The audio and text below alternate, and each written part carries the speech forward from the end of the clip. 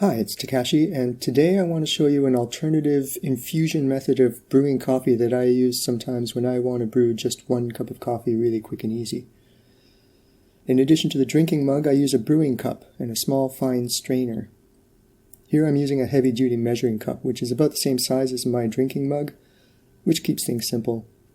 It's also shaped for pouring, which will come in handy. First thing I'm doing here is warming the vessels. And then I measure out the coffee into the brewing cup. I'm blending two different kinds of coffee here.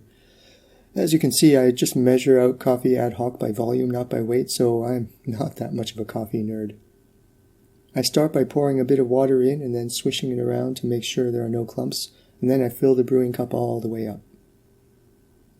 Then I cover the cup with a cloth to keep the heat in, set a timer, and let it brew. I usually let it go for about 7 minutes, which is probably more than most people would recommend, but that's to my liking.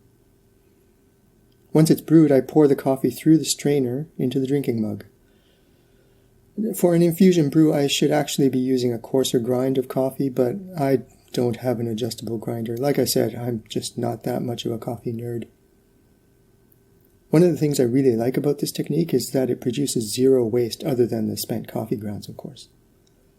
But maybe the best thing is the ease of cleanup.